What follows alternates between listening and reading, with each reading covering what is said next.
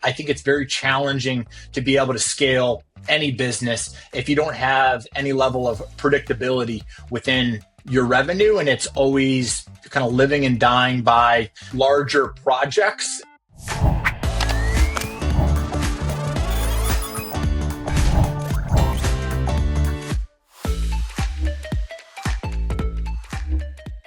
Hello and welcome to the Gross Profit Podcast. My name is James Kennedy. I'm the CEO and co-founder at procurementexpress.com. We take the hassle out of managing your spend without buying an ERP, but we are not here to talk about that today. Instead, I've got Chris Gwinn from Midwest CFO.com, who is going to tell us how he added $1 million in EBITDA to a marketing agency client's books within 6 months.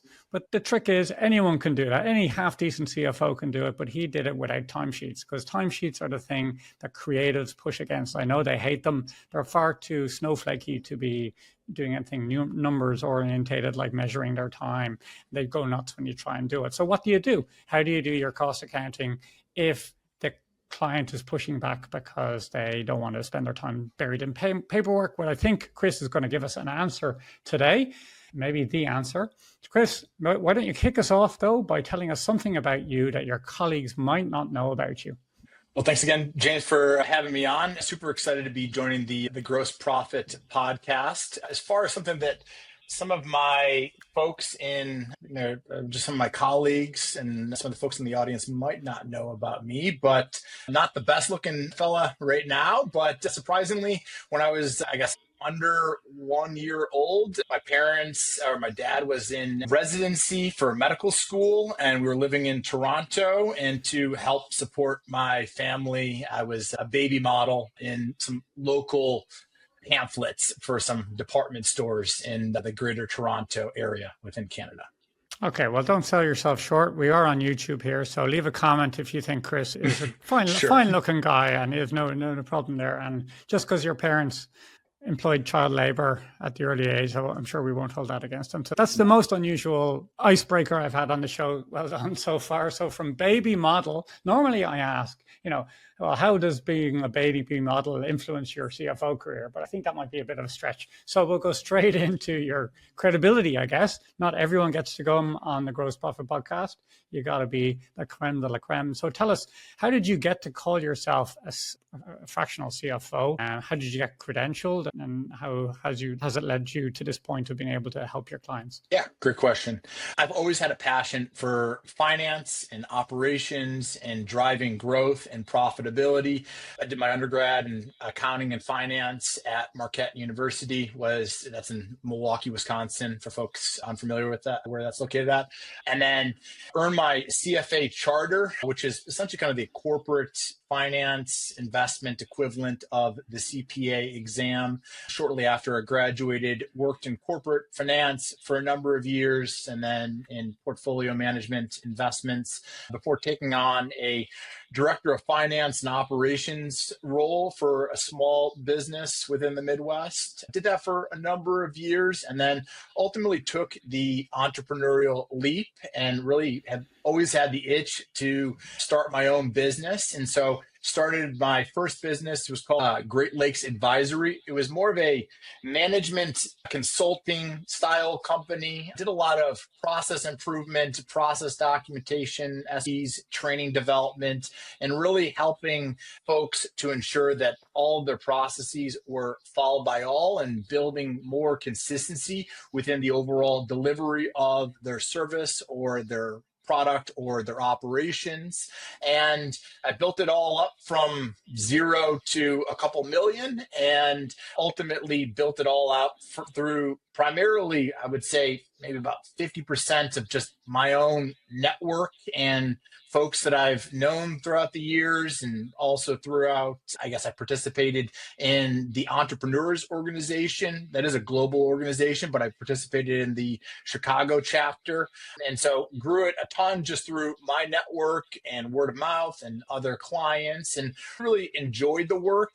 Yet it wasn't necessarily my true passion or expertise. Did a lot more operations compared to more of the nitty gritty analytical, I guess, skills that I kind of more prefer. And so ultimately I grew it to a point that I was very happy with, but I really wanted to get back to my passion and my unique abilities. And so ultimately approached a let's call it, I guess, one of our strategic partners and successfully exited it a couple of years ago. And then at the time I started Midwest CFO about the same time. Interesting. So you told me that you had an interesting marketing strategy to help build up Great Lake Consulting, which was unusual and not a million miles from what I'm doing right now. So maybe you could tell me a bit about that and where you got the inspiration for it. I guess it was, just to clarify, a Great Lakes Advisory, but yeah, it was a consulting firm. But as far as kind of the marketing approach, we did a couple of different things. I did a lot of SEO. So I was trying to build out kind of all of our inbound leads. And so learned, being a first time entrepreneur, learned a lot about marketing. I don't have a background in marketing, so I learned it all through experience and then reading just absurd amount of sales and marketing books out there, but built out a lot of SEO and just organic traffic and increasing our overall domain authority. So I did that through using an SEO agency. I also partnered up with kind of a do follow kind of high quality backlinks to be able to increase the overall domain authority and just drive more traffic to our website. Built out a really strong lead magnet that then funneled into all of our email newsletter or email newsletter subscribers, and then put out an email newsletter about every 3 to 4 weeks or so, and then reposted all of our content on social media. So that was kind of more the, I guess, traditional digital marketing strategy. And then I ran my own podcast as well called the Agency Accelerator that was really focused on helping digital agencies to be able to really just share their overall growth playbook and share some of their subject matter expertise in order to be able to help other digital agencies grow, and generated a lot of inbound, or I guess a lot of, not inbound, but a lot of leads and sales through connecting with the right audience. So I was specifically targeting a lot of folks on the Inc. 5000 list, all fairly, if you're unfamiliar, it's kind of the fastest 5,000 companies in America, I believe. And I think it's only in America. I'm not sure if it's global, but it's the fastest 5,000 companies or small businesses in America.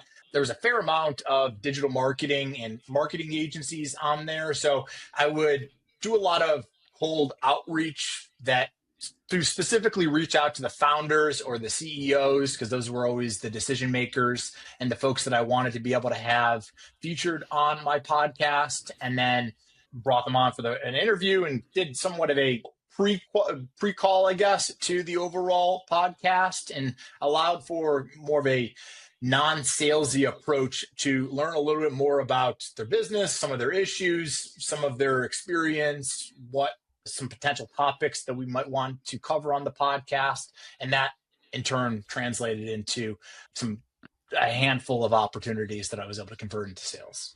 Interesting. So asking for a friend, like it's possible to do lots of podcasts and not generate any sales opportunities. So did you have to, because it's very easy to say, hey, let's do a podcast, let's chat, and then you do the podcast, you put it out and you wander off, you never see each other again. And that's the end of that. And so when you started, did you have any tricks I wouldn't say tricks, but any tactics that would help funnel towards a sales opportunity versus just, oh, that was nice, and now I'm on the internet. Thanks for that, Chris.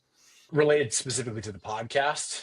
Yeah. I'm wondering, well, I'll just share my own experience. Like I've done over the time, I started early on, I would just do interviews, and then I figure out, okay, well, this is fine, but then I need to progress, create some sort of pipeline out of it. It's not for every guest, but for some guests. So then I would have them fill out after this, you'll get a sort of an production sheet. And one of the questions is, in the production sheet is, do you have a client that could use Procurement Express? And if you say yes, then I follow up and say, hey, I noticed you have a client that might use Procurement Express. Would you mind if I showed you how that works? That's my kind of method, right? But it wasn't working until I put that step in there. I wasn't progressing anything before. So I was wondering or did you find for a consultancy business, it was enough just to spend the time with them, they knew about you, and it would just over time naturally happen?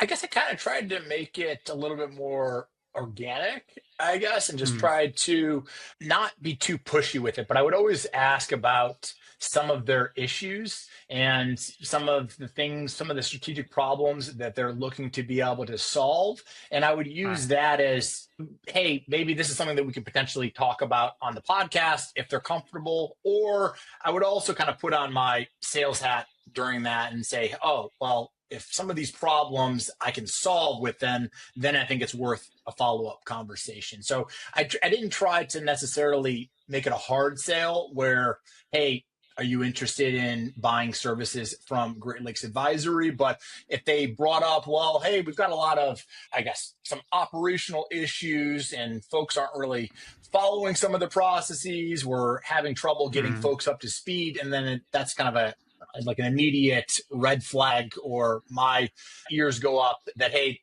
they potentially might benefit from my previous company's services. So, and then I would always put them on our email newsletter. I would also try to focus a lot on really focusing on their, like, really showcasing their experience, their subject matter expertise, and focusing on topics that are really important and that they are passionate about and that they just are very knowledgeable, and in hopes that if they can share their experience, their playbooks, kind of some of their best practices, some of their learning experiences and shares, in hopes of being able to attract other similar type of listeners, that hopefully my audience, I would wanted to make it, I guess, similar to the guests that I'm featuring also on the podcast, so that they would not only listen, but and potentially convert, but also potentially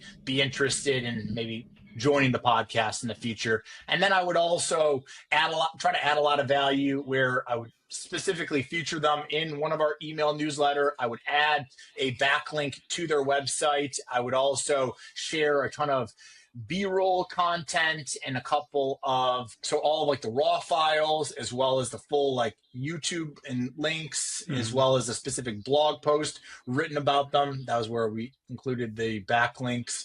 And then I created a couple of other, I guess, some social media assets that they could feel free to use on their website. So the whole goal was to also focus on, since I guess I was trying to target a handful of folks that actually had a decent sized audience, in hopes that they would also got it. repost or reshare that episode, and that ultimately drove a lot of traffic too. Very good. So I'm curious about people who, they exit one business and they start a new one, right? Out of the frying pan into the fire. But you obviously feel like this is more your niche. You mentioned that the analytical work you're attracted to. And the dog whistle I heard there was the operational side is messy, right? So was it process implementation is not always a happy journey, if I can say that. So, what was it about that business that you learned? Okay, this is a good thing about it, but this is why I'm happy to just focus on a subset, which is the financial side. Is a management consultant see sort of ultimately quite a stressful business to run? Was that part of the reason you stepped away, or was it just too many human beings involved, or what was your motivation?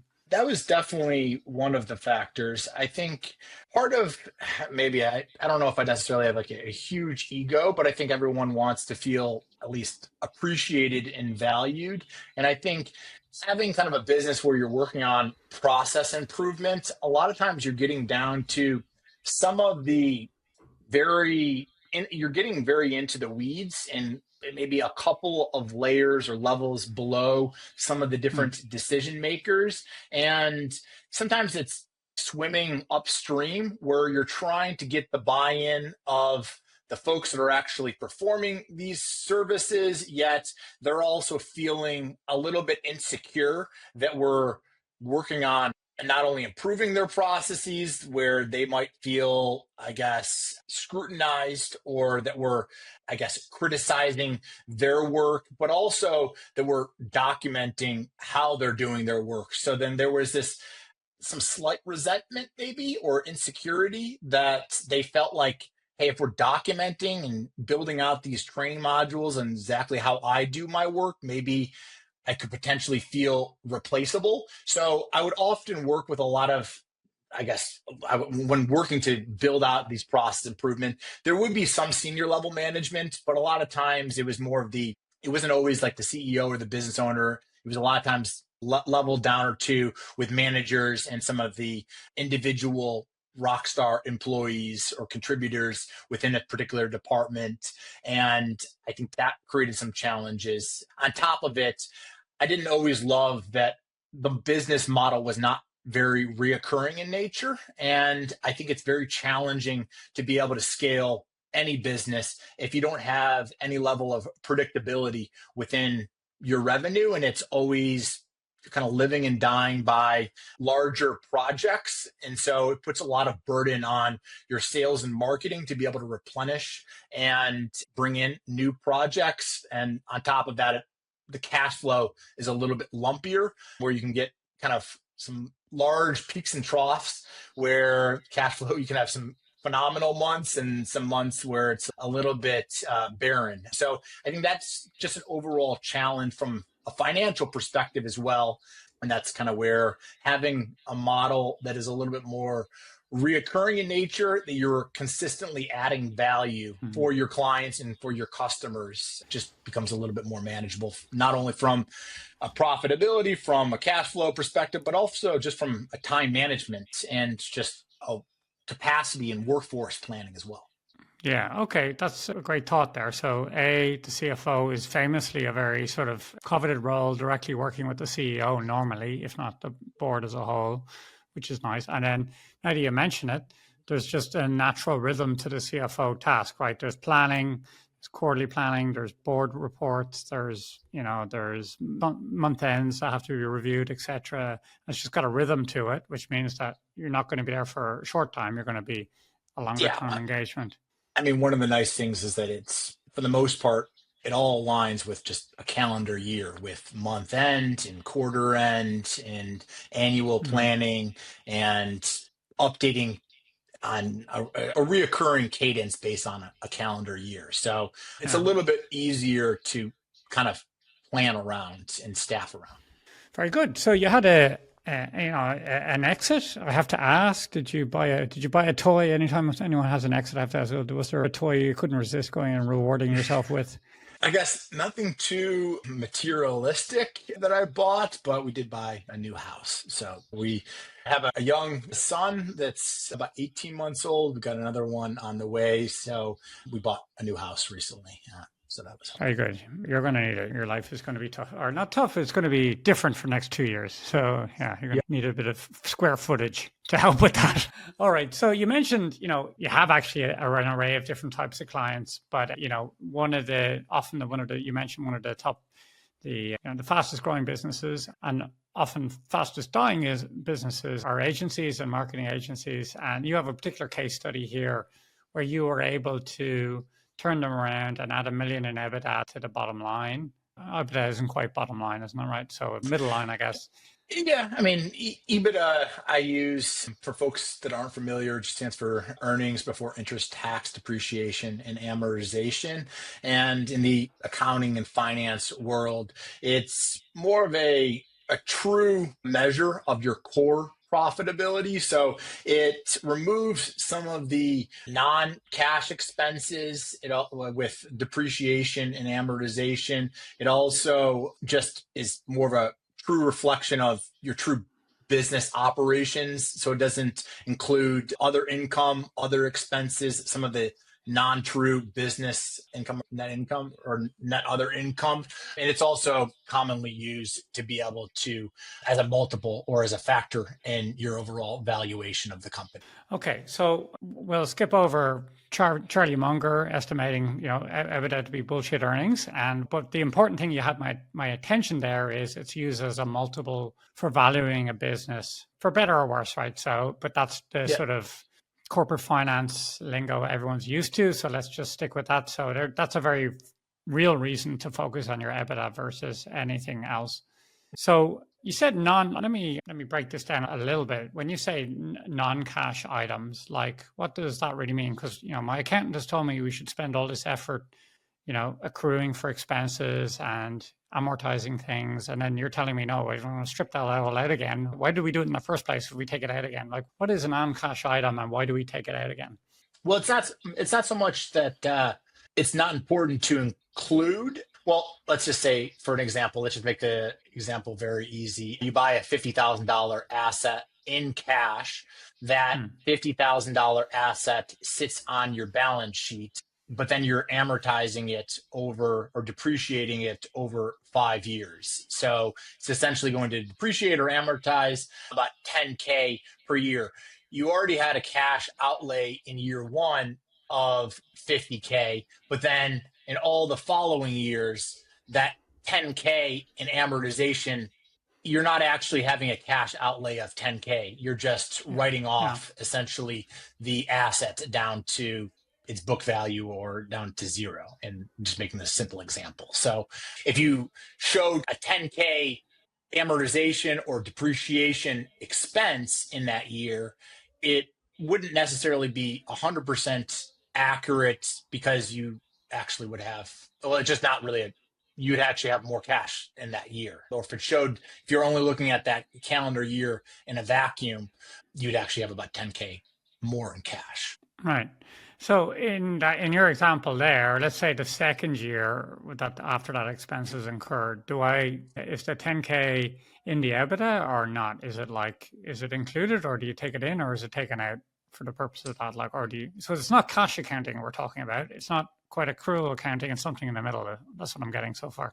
Yeah, no, it is accrual accounting. Well, I guess we're kind of talking about two different things. From an overall, I guess, tax perspective, it's always helpful to have as many expenses as possible because you want to lower your overall Right. taxable income. So depreciation is tax deductible, same thing with interest. And so those are things that you do want to depreciate against and or just you want to deduct from your overall tax income. And ideally, you're paying as few less taxes as humanly possible. No one really wants to increase their overall tax burden. But from an overall valuation perspective and just creating kind of an apples to apples comparison, folks like to use EBITDA because it's just more of a true measure. Not every single business is as capital intensive. So there's some folks that have a ton of assets on their balance sheet, and that ultimately lowers, if you factor in depreciation and amortization, it'll significantly lower your overall net income, which is it's EBITDA plus or minus your net other income minus your interest paid and taxes. So if folks that are more capital intensive or more leveraged, they have maybe more debt on their balance sheet, might actually have a significantly lower net income. But if you want to try to create kind of an apples to apples comparison, especially within the same industry, it's just more helpful to kind of strip away some of those so that you can create a more comparable evaluation. Okay, so let's get on to this client then. When you got to them, they were actually making a slight EBITDA loss, was it? Or what was the situation you found when you showed up on day one? Yeah, so so we were working with an agency. They were doing about $7.5 million in annual revenue. I think they had about 70% of all of their revenue was in about one of that service line was only about 30% gross margin. Their overall gross margin, they had a couple of other service lines as well that were maybe a little bit lower than that, so the overall gross margin was about 26%. And then they had, I mean, they weren't at a loss, but anything sub 10% gross or sub 10% EBITDA is not necessarily, I guess, on life support, but it just can create some Yeah. overall cash flow constraints. And ideally, we're targeting kind of plus 10%. And if we're really trying to optimize for profitability, closer to maybe kind of 20% or higher EBITDA margins, especially for a B2B professional service. So anytime we're working with a B2B professional service, specifically maybe a digital marketing agency or web development agency, typically want to target about 50% gross margin, meaning that your cost of service or your COGS represents 50% of your revenue. The other 50% is gross margin. And then ideally you're spending 30% or less on all of your SG&A expenses. SG&A meaning all of your sales, general, administrative expenses, more of the sales, marketing, some of the HR, IT that doesn't necessarily need to scale exponentially or proportionally with your revenue. And you can start to experience some economies of scale. So if you're generating 50% or higher gross margin, 30% less SG&A, that'll translate into 20% or higher EBITDA. And so when we encountered or started working with this particular client, they were at an overall gross margin of about 26%, which on about $7.5 million is about $2 million ish in gross margin. And then they had about 7%, around 7% EBITDA, which is about 525 or so in kind of EBITDA. And what we encountered was and I think this is kind of a common thing that happens with a lot of business owners, because the way that a lot of times their overall accounting and their books and their chart of accounts are set up, we want to just make sure that things are set up from a compliance perspective, and we want to make sure that income is categorized as income. We want to make sure that expenses are categorized as expenses. And so what it leaves a lot of folks is essentially kind of a black box where we know what maybe our top line revenue is. We can read that off of a P&L or an income statement is. We know maybe what our bottom line net income is, but there's a lot going on in between there. And for a lot of different companies and agencies, you might also have a couple of different service or product lines as well. And each of those product lines or service lines might also carry kind of a different gross margin. We might have different costs attributed to different service lines or different product lines. And so when we discovered this client, what we helped them to do was to overhaul their entire chart of accounts and break out each of the individual kind of revenue centers or their different service lines and build out kind of a matching revenue line with matching cost of service accounts and associating all of their labor costs, some of the tools and software, some of the other materials that went into their service and their hardware,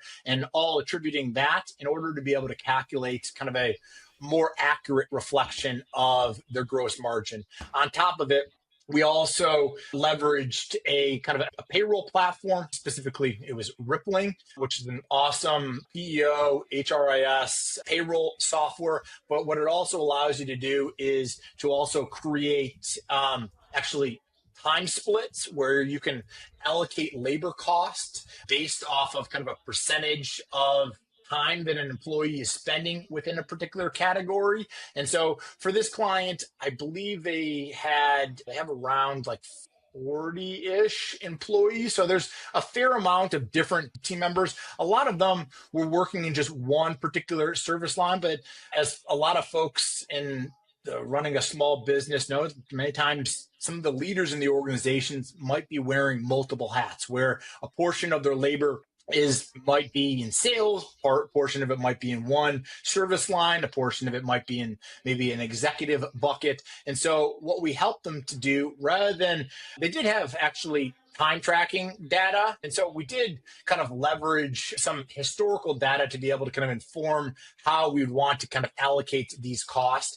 But what we did is we took a look, did an analysis of some of the historical trends and job titles and each of the responsibilities of these employees, and then allocated a portion of their overall labor burden to particular service or departments. And what that allowed us to do is to better understand that hey, we've got a couple of service lines, one particular that is about 7/10 or 70% of your overall business, yet it's about half of where it's only generating about 26% of gross margin. And ideally, we're targeting maybe 50% or more of your gross margin. And so if your gross margin really true top line revenue, because that's kind of what's left over and what's available for the rest of all of your SG&A expenses, and still need to have leftover for just having some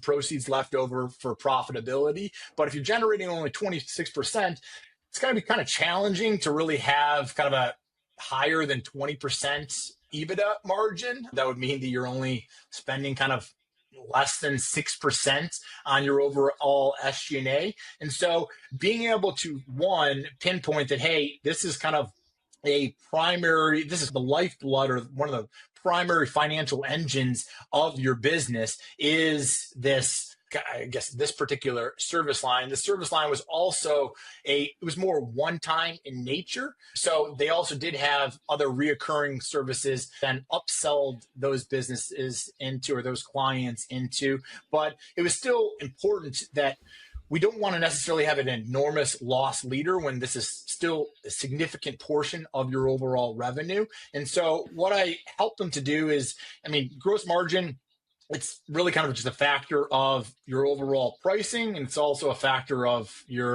the overall costs and expenses that are attributed to it. And so to be able to improve your gross margin is, one, we really got to take a fine-tooth comb of all the expenses and all the labor that is associated with that particular service line, and also see kind of where kind of our prices are at and compared to the overall market and some of your competitors, but also just taking a look at when was the last time we actually increased our overall cost. And so what I took a look at was looking through all of their historical agreements over the last 3 years. And for the most part, they hadn't really increased any of their prices in probably over 2 years. So their prices, for the most part, were about static. They're selling this particular service line for just about the same rates, and for just about every customer. They were scoped, but they were still kind of about the same charge price for each of these different projects. Yet all of their costs, and for the most part, this is a more labor intensive business. So folks are receiving salary and compensation increases. There are also benefits get typically a little bit more expensive every single year. So your costs are rising, yet your overall charge prices are staying the same, which ultimately eats into your overall gross margin. And so one was just being able to actually begin to roll out kind of a new pricing menu and the ability to better kind of scope out some of these engagements to ensure that they are not, I guess, undercharging for some of their services, for some of the out of scope items, but then also identifying that, hey, through some of the capacity planning and some utilization rates, that, because again, they did still track time, help them to better understand that they were carrying a little bit of excess labor within this department. There was also a couple of unnecessary expenses that we were able to kind of eliminate. And then from that overall experience, they grew their revenue in probably less than about 6 months, still grew at about 7%. So they moved from about 7.5 million up to about 8 million on kind of a trailing 12-month basis. But then we also, because of all the changes that we made, we were able to actually improve their overall gross margin from about 26% up to about 48%. So about a 22% overall increase. And a lot of that all funneled down to bottom line profitability. And so moving it from about a 7% EBITDA business up to about 18% EBITDA. So adding about 11% in bottom line EBITDA, or about $1 million in EBITDA. And at the time, their valuation, just probably conservatively, was maybe trading at maybe about 2 times EBITDA. And so before, they were maybe about 525. So 2 times 525 is maybe about $1,050,000 or so. And probably would have increased. We did increase it likely, and kind of compared to some of their other competitors, at least another turn to maybe at least 3 times. So moving it up to about nearly 1.5 at 3 times moves you up to about 430-ish. So increasing the overall valuation by about 3.25 or so. Okay. So it wasn't necessary to go crazy with the timesheeting, although it does sound like they had some in place. But I guess there's a lot of people who, there's sales teams, there's other operations and overhead people who don't timesheet. But just looking at the salary system, or looking at how you can tag things within Rippling that help you to give you that breakdown.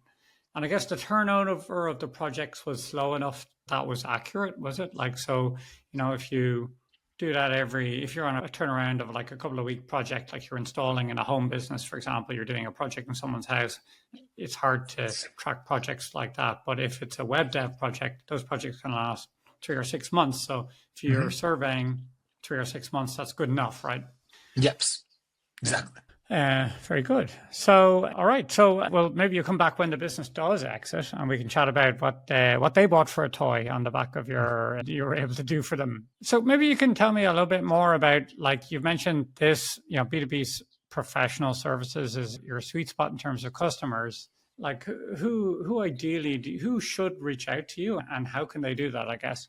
So our ideal audience is going to be a lot of growth-orientated businesses, ideally located in the United States. They're typically about $3 to maybe $10 million in annual revenue. Some of the verticals that we're primarily focusing in on are, as I've kind of alluded to earlier, B2B professional services, which I would categorize digital marketing agencies under, but we're also serving a lot of IT managed services, home services, SaaS, and then there's an operating model out there called EOS, or the Entrepreneurial Operating System. And we'll also work with a lot of leadership teams and businesses that run on that operating model. It is an industry agnostic operating model, but we'll help sit in on their finance seat within their accountability chart and offer financial leadership and participate in all of their strategic planning and their L10s and their quarterlies, their annuals, and also own the data components and building out them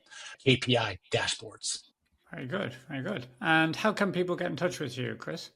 Yeah, I would love if anyone is experienced some challenges with cash flow, or they're not certain why they're not more profitable, or they're not getting enough insights from their bookkeeper or their accountant, and need someone with more financial expertise to really drive growth, scale, and profitability, feel free to reach out to us at www.midwestcfo.com. I've also got an excellent guide on there on 10 ways to be able to increase the overall valuation of your company. A ton of really actionable, easy to implement strategies that I've also personally implemented for a lot of our clients. So feel free to download that complimentary guide, or you can also follow us on LinkedIn or reach out to us directly from our website. Very good. Thanks. And thank you for listening. If you're still listening, congratulations. Your special reward for getting this far deep into the podcast is to be able to go to procurementexpress.com/newsletter. Well, why would you want to be on our newsletter? That's what I'm hearing you think right now. I'll give you 3 good reasons. Well, every week now, we've discovered that people are most interested, let's say, I wouldn't call it schadenfreude, but we can learn a lot from other people's mistakes. So now what we are doing in the newsletter is we are gathering news stories about waste, fraud, and abuse from SMBs in the last week, putting them in the newsletter so we can all learn from them. So we've had Naomi Campbell, poor Naomi, in our newsletter for the charity that she ran, falling foul of, let's say, prudent spend practices within their business. We've had local authorities, and we've had good old plain old small businesses that have fallen foul of waste, fraud, and abuse in their business. So I wouldn't say we're going to laugh at them. Maybe we can learn from them and put processes in place to make sure that we don't end up in the newsletter one day. So if for anything else, a bit of vicarious entertainment, please sign up. You'll also get to keep up with all the podcasts where we're releasing And that's your special reward for being able to make it this far. Chris, thanks very much for being on the show. I really enjoyed chatting to you. Of course. Thank you so much, James.